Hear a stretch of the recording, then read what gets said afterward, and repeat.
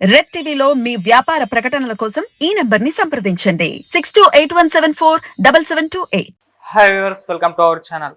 ED కస్టడీలో ఉన్న కవిత గారిని విచారించడం జరిగింది. దాదాపు 2 రోజుల నుంచి కూడా ఈ విచారణ కంటిన్యూ అవుతుండగా, అయితే ఈ విచారణలో ఎటువంటి విషయాలు కవిత గారు బయట పెట్టడం జరిగింది అన్న దానికి సంబంధించి ఈడీ కొన్ని విషయాలు అయితే బయట పెట్టింది. సో ఈడీ బయట పెట్టిన విషయాలు ఏంటి, మరి ఇది కేసు ఎక్కడి వరకు వెళ్ళే ఛాన్స్ ఉంది? సో ఇదే అంశం మీద డిస్కస్ చేయడానికి ప్రజెంట్ మనతో పాటు సీనియర్ జర్నలిస్ట్ జయదేవ్ గారు ఉన్నారు. వారితో ఒకసారి డిస్కస్ చేద్దాం. సార్ నమస్కారం. సార్ నమస్తే సార్, విచారణలో చాలా విషయాలు బయటపడ్డాయని చెప్తున్నారు. ఈడీ కూడా చాలా విషయాలను బయట పెట్టింది అంటున్నారు. మరి ఎటువంటి విషయాలు కవిత గారు చెప్పడం చూస్తుంది? విచారణ ఎలా జరుగుతుందో సార్? కవిత గారికి విచారణ జరుగుతుండలో ముమ్మరం చేస్తుంది. మరోవైపు ఆవిడ భావోద్వేగానికి కూడా లోనవుతున్నట్టుగా బయట వార్తలు వినిపిస్తున్నాయి. అంటే భావోద్వేగం అనొచ్చు అనకూడదు, అదే కొంచెం కన్నీటి పర్యంతం అవుతున్నారండి. ఎందుకు వాళ్ళు అడిగే ప్రశ్నలకి సమాధానం చెప్పలేకే ఆవిడ అట్లా కన్నీటి పర్యంతం అయ్యారు అన్నట్టు కూడా వార్తలు వినిపిస్తున్నాయి. బట్ ఈడీ ఏమని ప్రశ్నించింది అనే దానికి మాత్రం జనరల్గా క్లారిటీ ఉండదు, బట్ చూచాయిగా తెలుస్తాయి. ఇప్పుడు ఎలా అంటే మనం చాలా సినిమాలు కూడా మనం చూస్తుంటాం. మీరు అబ్జర్వ్ చేస్తే లోపల ఈడీ ఎంక్వైరీ చేస్తున్నప్పుడు కింద స్థాయి వ్యక్తులు ఎవరైతే అటెండర్లు వాళ్ళకి లోపల టీ, సమోసా అందించడం, వాటర్ అందించడం చేసే వ్యక్తులు కొన్ని సంభాషణలు వినడం, లేదంటే ఆఫీసర్స్ మాట్లాడడం వినడం గట్రా వింటారు. విన్నప్పుడు ఏం చేస్తారంటే వాళ్ళని మీడియాలో కొంతమంది మిత్రులు ఇన్ఫ్లుయెన్స్ చేసి వాళ్ళని బయటకు తీసుకొచ్చి వాళ్ళకి ఏదో నయానో భయానో ఇచ్చి చూపి అసలు ఏమైంది, ఏం అడుగుతున్నారు, ఏంటి అని ఎంక్వైరీ లాగుతూ ఉంటారు. సో అలా లాగినప్పుడు కొన్ని విషయాలు బయటకు వస్తుంటాయి. మరికొన్ని ఏంటంటే అందులో ఉన్న వ్యక్తులే వాళ్ళకి ఫేవర్గా ఉన్న ఛానల్స్కైనా అదే మొత్తం ప్రశ్నోత్తర సమయం అన్నీ అయిపోయిన తర్వాత, ప్రశ్నలు అడిగేసిన తర్వాత బయటకు వచ్చాక ఇలా వీటి మీద అడిగాము, ఆవిడ చెప్పలేదు, ఇలా చెప్పారన్నట్టు చెప్తారు. సో అట్లా ఆ నోట ఈ నోట వినిపించిన మాటలు ఏంటంటే ఆవిడ కొన్ని సమాధానాలు చెప్పలేకపోయారు. అంటే జనరల్గా ఎన్ని వేల కోట్లు ఏంటి అనే దాని మీద లెక్కలేదు. ఎందుకంటే చాలా ఇప్పుడు ఆవిడ ఫస్ట్ ఆవిడకి ఒక సాక్షిగానే చేర్చింది ఛార్జ్షీట్లో. తర్వాత ఎందుకు ముమ్మరం చేశారు, తర్వాత ఇంటికి వచ్చి 3 గంటల సేపు సోదాలు నిర్వహించాక కదా అరెస్ట్ చేశారు. ఈలోగా అరెస్ట్ చేసినప్పుడు కూడా ఏం చేశారు, వాళ్ళు ప్రోటోకాల్ ఫాలో చేశారు. కుటుంబ సభ్యులకు ఇన్ఫామ్ చేశారు కదా. ఇన్ఫామ్ చేస్తే కదా కేటీఆర్ గారు కూడా, హరీష్ రావు గారు కూడా వెళ్ళారు కదా. సో అట్లాగా వెళ్ళినప్పుడు కేటీఆర్ గారు ఆవిడెవరు ఈడీ ఆఫీసర్ మీనా, ఆ మీనా గారితో ఆర్గ్యూ చేశారు. అంత అయింది. ఎందుకంటే సుప్రీంకోర్టులో ఆల్రెడీ మేము పిటిషన్ వేసాము దీని మీద స్టేకి సంబంధించి, ఈ లోపలే మీరు వచ్చి అరెస్ట్ చేశారు దీన్ని ఎట్లా అని. సో అది సుప్రీంకోర్టు ఇచ్చాక అప్పుడు చూద్దాం, లేదా మాది బలమైన సాక్ష్యాధారాలు దొరికాయి కాబట్టి అరెస్ట్ చేస్తామని కూడా చెప్తారు.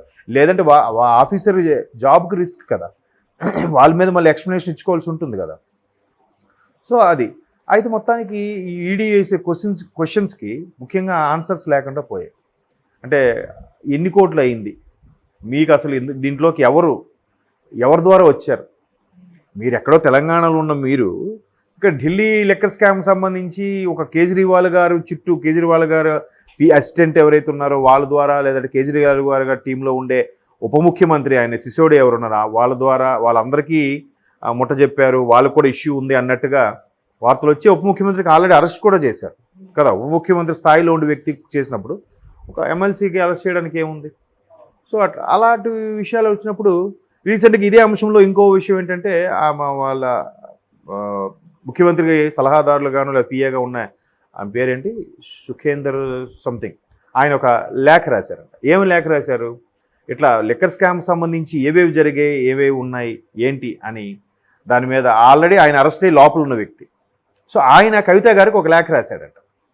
సో ఆయన ఏమిటని రాశాడంటే, ఇప్పుడు లేఖ మీద డిస్కషన్ జరుగుతుంది.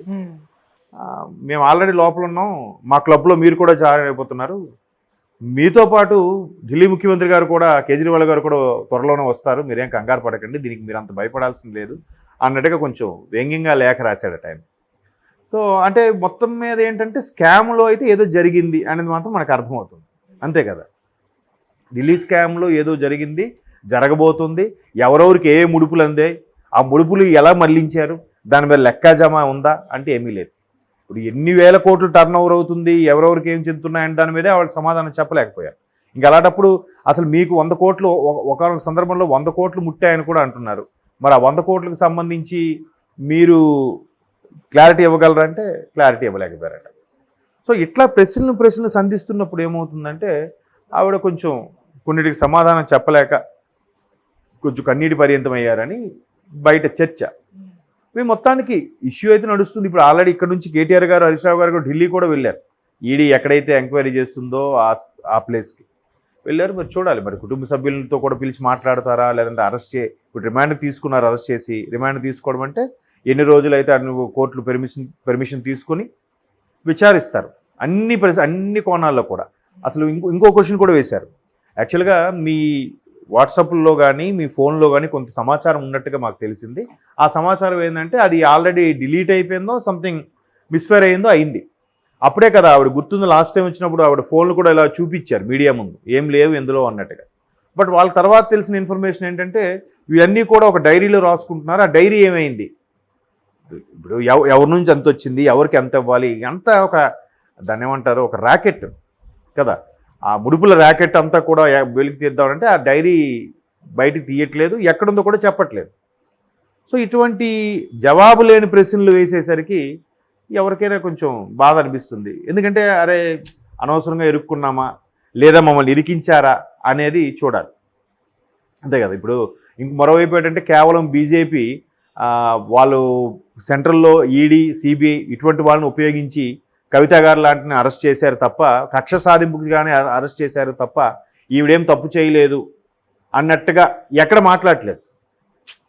మొన్న కూడా కేటీఆర్ గారు వెళ్ళి ఆవిడ ప్రియా మీనా ఆవిడ పేరు ఏదో ఆవిడ ఆర్గ్యూ చేసేది కూడా సుప్రీంకోర్టులో ఉంటుండగా మీరు ఎలా వస్తారు, అరెస్ట్ చేస్తారని ఆర్గ్యూ చేశారు. కానీ మా సిస్టర్ ఏ తప్పు చేయలేదని ఎక్కడ ఆర్గ్యూ చేయట్లేదు. చూసారా, ఎవరు కూడా న్యాయమే గెలుస్తుంది, న్యాయం మన వైపు ఉంది, ఇట్లా పిడికిలు బిగించి చూపించి మాట్లాడుతున్నారు తప్ప అసలు మేము తప్పు చేయలేదు అని ఎక్కడ చెప్పట్లేదు. మాకు అసలు దీంతో సంబంధమే లేదు, మమ్మల్ని అనవసరంగా ఇరికించారని ఎక్కడ చెప్పట్లేదు, కక్ష సాధింపుగానే చేస్తున్నారనే చెప్తున్నారు. సో మీరు 3 గంటల సేపు సోదాలు నిర్వహించాక అరెస్ట్ చేశారని చెప్తున్నారు ఓపెన్గా. అది కూడా ఇప్పుడు గత మార్చిలో ఆవిడకి సమన్లు పంపించి విచారణకు రమ్మంటే ఆవిడ ఒకసారి వెళ్ళారు, తర్వాత వెళ్ళారు, ముందంతా వెళ్ళలేదు. మా ఒక కీలకమైన మా పార్టీలో నేను సభ్యురాలిని, బీఆర్ఎస్ పార్టీ సంబంధించి రాబోయే ఎన్నికల్లో నేను కీలకం ఉండాలి, పైగా స్త్రీల హక్కుల్ని కాలరాసే విధంగా ఉంది, మీ రమ్మని చెప్పడం అనేది నాకు అవ్వదు, ఏవో రకరకాల సాకులు చెప్తూ తప్పించుకున్నారు.